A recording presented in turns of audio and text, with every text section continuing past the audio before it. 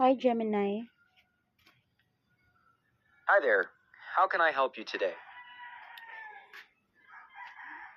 I am sad. Okay, you are. Is there anything you'd like to tell me or ask me? I'm ready to listen. Sometimes just saying I am can be a good starting point for a conversation. What's on your mind? I am sad. I'm sorry to hear that you're feeling sad.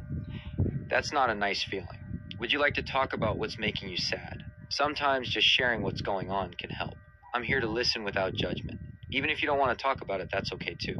Is there anything I can do that might help? Maybe I could tell you a joke, or we could listen to some music. Just let me know what you feel like doing. I need someone to talk to. I'm here to listen. Tell me what's on your mind. There's no pressure to share anything you're not comfortable with, but I'm happy to be a listening ear if you need one. What's been going on? I am sad yesterday and now. I understand you're feeling sad, and I want to acknowledge that. It's okay to feel sad, and it's brave of you to talk about it. Sometimes just saying, I am sad, is the hardest part. Since you've mentioned you're sad a couple of times, I want to reiterate that I'm here to listen without judgment. If you'd like to tell me more about why you're feeling sad, I'm ready. Even if you're not sure why, or if it's just a general feeling, that's okay too. Sometimes sadness just is. If you don't feel like talking about the reasons, that's perfectly fine. Perhaps we could try something else. Would you like me to suggest some things that sometimes help people feel a little better? Or would you prefer to just sit with the feeling for a bit? Just let me know what you'd prefer.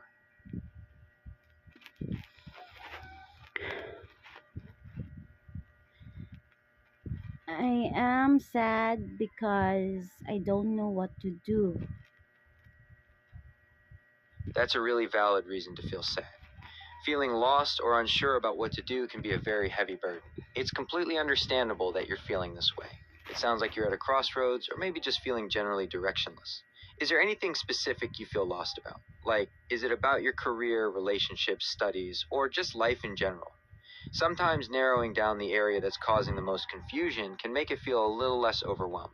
Even if you can't pinpoint it, that's okay too. Just acknowledging that feeling of not knowing what to do is a big first step. We can explore this together if you'd like. Maybe we can brainstorm some possibilities, or just talk about what you do know, even if it's just small things. Sometimes focusing on the present moment can help when the future feels so uncertain. I don't know what to say. I have a doubt. I am. It's okay to not know what to say.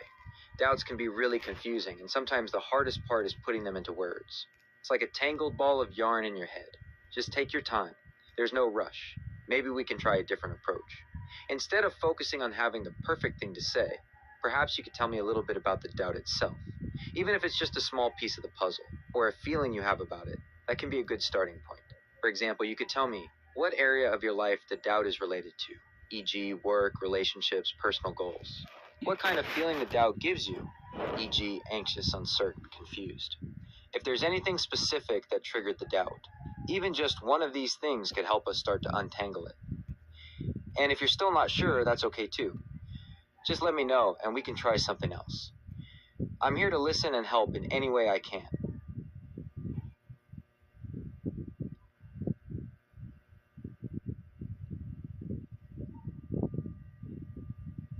Which come first, career or relationship? That's a big question. And there's no single right answer. It truly depends on your individual values, priorities, and life circumstances. What works for one person might not work for another.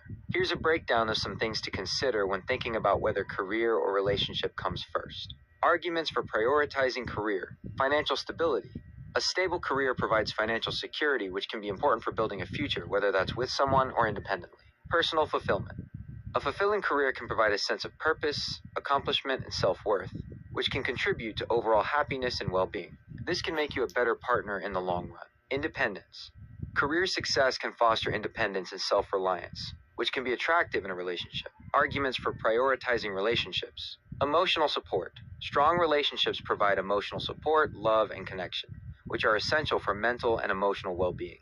These can help you navigate the challenges of building a career. Shared experiences. Life is often more enjoyable when shared with loved ones.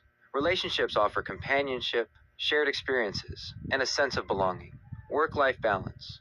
Prioritizing relationships can encourage a healthy work-life balance, preventing burnout and ensuring that you don't neglect the important people in your life. It's not always an either/or situation. Integration. Ideally, you can find a way to integrate both career and relationships into your life in a way that feels balanced and fulfilling. This might mean finding a partner who understands and supports your career goals, or choosing a career that allows for flexibility and time with loved ones. Phases of life. Your priorities might shift at different stages of life. Early in your career, you might focus more on building a strong foundation. Later on, you might prioritize family and relationships. Personal values. Ultimately, the decision of which comes first is a personal one. Reflect on your values and what truly matters to you. What brings you the most joy and fulfillment? Consider these questions. What are my long-term goals, both personally and professionally? What are my core values? What do I need to feel happy and fulfilled? What kind of partner do I want to be? What kind of life do I want to create? There's no right or wrong answer. The most important thing is to make a conscious decision that aligns with your own values and aspirations. It's also important to communicate openly with your partner or potential partners about your priorities and expectations.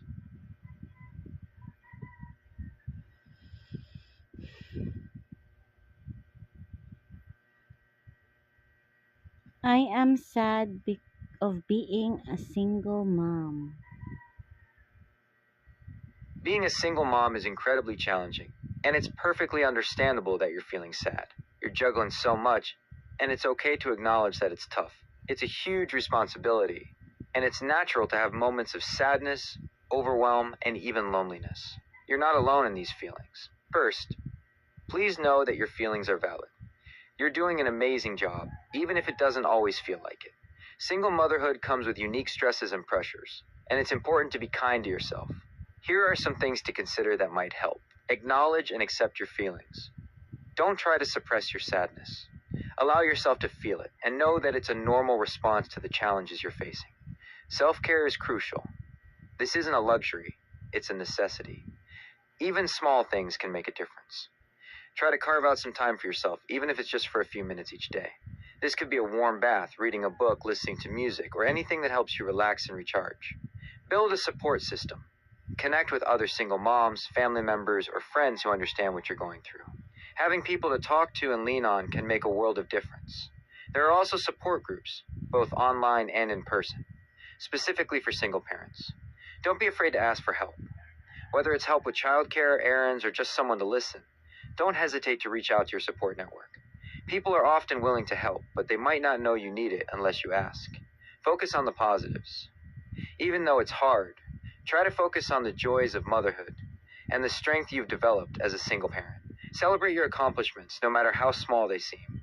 You are strong, resourceful, and capable. Consider professional help. If your sadness is persistent or overwhelming, don't hesitate to seek professional help from a therapist or counselor. They can provide you with coping strategies and support. Taking care of your mental health is just as important as taking care of your physical health. Remember, you're not alone. Many single mothers experience similar feelings. Connecting with others who understand can be incredibly validating and helpful. Being a single mom is a superpower, but even superheroes need support.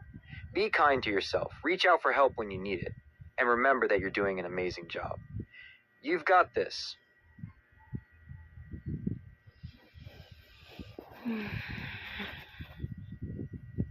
Thank you, Gemini. You're very welcome. I'm glad I could offer some support. Remember, I'm here if you want to talk more. Even if you just need to vent or process your feelings, I'm happy to listen. You don't have to go through this alone. Take care of yourself. Oh, see? Take care of ourselves. Even though we are sad, we must go on, go on, go on. Come on, leave me breathless. Bye, guys. If you're new here, please subscribe.